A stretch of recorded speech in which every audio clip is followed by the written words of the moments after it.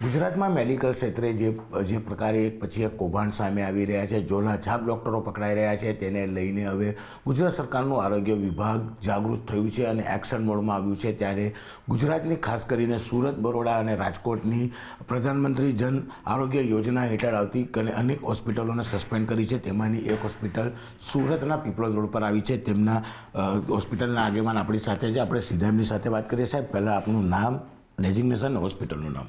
Doctor Biren, group CEO, Sunshine Global Hospital. 2016-17થી અમે મા યોજના અને હવે આયુષ્માન ભારત યોજના અંતર્ગત 9 કરતાં વધારે ક્લસ્ટરોમાં હૃદયરોગ, dialysis, urology, nephrology, joint replacement, orthopaedics, oncology, onco સર્જરીમાં નિઃશુલ્ક સારવાર આપી રહ્યા છીએ. અમે અત્યાર સુધી 50,000 કરતાં વધારે દર્દીઓની સારવાર કરેલી છે. ઘણા મહિનાઓ પહેલાં આયુષ્માન ભારત યોજનાની ઓડિટ ટીમના ઓડિટ દરમિયાન ઓન્કોલોજી ક્લસ્ટરમાં એક ડોક્યુમેન્ટમાં ક્લેરિકલ ત્રુટિના લીધે સ્ટેટ કમિટીએ 3 મહિના માટે હોસ્પિટલને સસ્પેન્સ રાખી છે. જે નિર્ણય અમે માન્ય પણ રાખ્યો છે, જેને 1 મહિના કરતાં વધારેનો સમય થઈ ગયો છે લગભગ. અને અમે 50,000 કરતાં વધુ ઓપરેશનો કર્યા છે, યોજનાનો લાભ લઈ રહ્યા છે, તો પછી આટલા બધા અનુભવી હોવા છતાં કેમ આ સતી રહી ગઈ?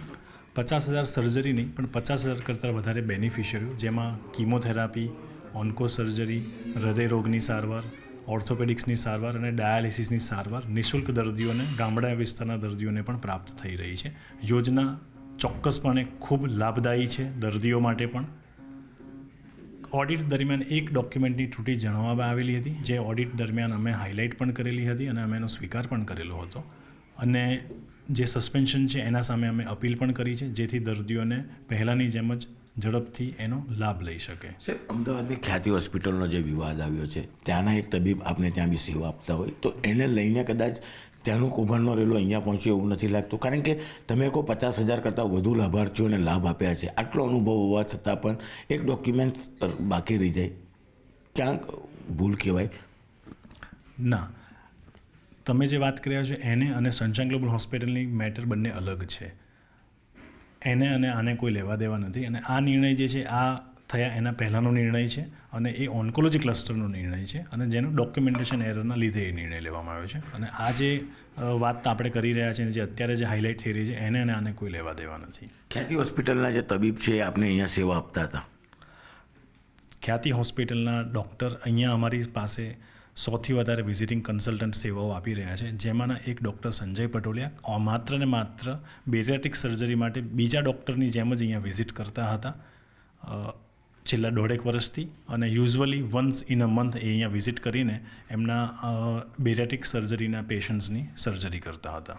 ભૂલ હોસ્પિટલની અને નુકસાન હવે દર્દીઓને